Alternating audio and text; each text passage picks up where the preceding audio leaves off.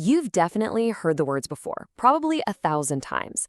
But have you ever actually stopped to think about where they came from?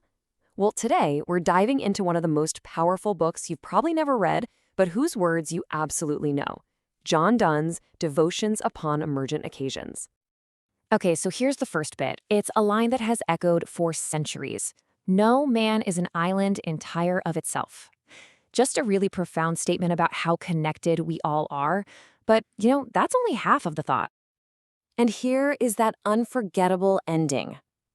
Never send to know for whom the bell tolls. It tolls for thee. It's so chilling, so direct, and so incredibly personal, right? We hear these phrases everywhere, from movies to novels, you name it. But what is the actual story behind them? Where did this incredible insight into our shared humanity really come from? Well, the answer is pretty surprising. These words, they don't come from some modern philosopher or a recent best-selling novel. Nope. They were written almost 400 years ago, back in 1624, by a man who was convinced he was about to die. So, to really understand the words, you have to understand the man and the absolutely terrifying situation he was in. This is the story of John Donne's brush with death. So John Donne, he was a poet, a scholar, a cleric in the Church of England.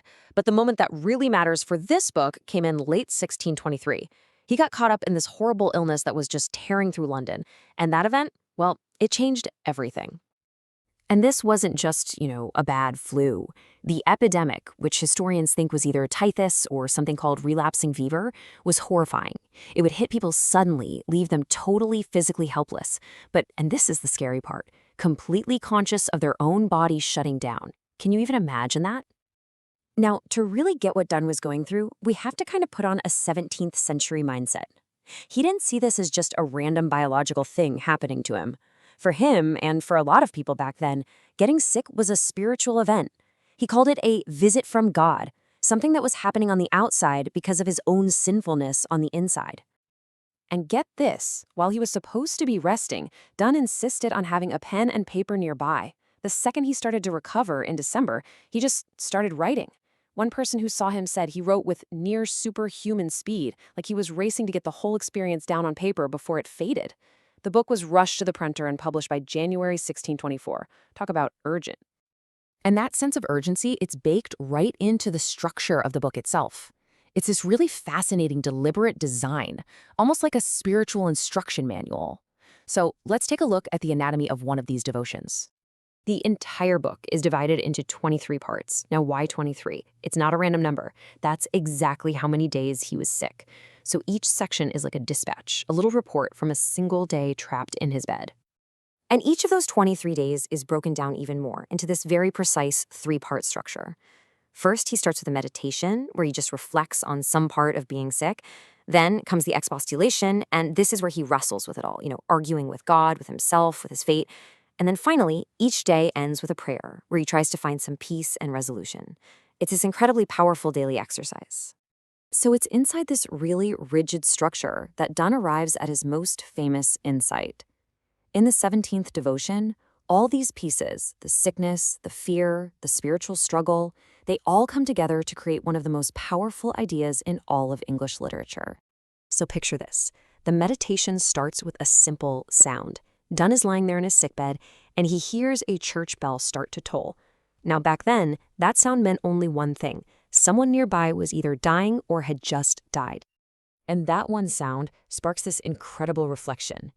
He writes, "No man is an island entire of itself. Every man is a piece of the continent, a part of the main. Any man's death diminishes me, because I am involved in mankind. And therefore, never send to know for whom the bell tolls. It tolls for thee."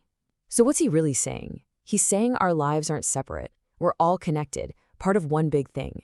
So when one person dies, a piece of that whole is literally chipped away, and that loss makes all of us smaller. That bell, then, isn't just for a stranger. It's a reminder of our shared existence and our shared mortality. It tolls for you. From this big realization, Donne comes up with this core idea he calls tribulation as treasure. The thinking is that someone else's suffering isn't just something to feel bad about and then ignore. If you really think about it, if you really engage with it, it can become like spiritual gold, a precious resource you can use to grow and get closer to God. And the metaphor he uses for this is just brilliant. He says, another person's suffering is like gold in a mine. It's incredibly valuable, but it's totally useless as long as it stays buried. The tolling bell is the thing that digs out that treasure. It takes the private pain of one person and makes it public, accessible, valuable for everyone's spiritual journey. But hold on, there might be another fascinating layer here. Some scholars think that this deeply personal spiritual book might actually be hiding a political message. So here's the key clue. Donne dedicated the whole book to Prince Charles, who was next in line for the throne and would soon become King Charles I. And that dedication isn't just a formality. It completely changes how you can read the whole thing. Because suddenly, you've got two different ways to read his most famous line. On one hand, you have the spiritual reading we've been talking about, a personal reflection on how we're all connected in God's eyes. But then, there's the political reading. Remember who he's talking to. When you aim "no man is an island" at a future king, it starts to sound a lot like a piece of advice, maybe even a warning. A ruler's actions are never private. Everything you do has public consequences that can hurt, or diminish, the entire continent of your kingdom. And so, 400 years later, Donne's words leave us with a question that feels more relevant than ever. Whether you think about it in a spiritual sense, a political one, or just a personal one, why does it matter? What does it truly mean for us today to accept that we aren't islands, but that our lives are all, for better or worse, pieces of a continent?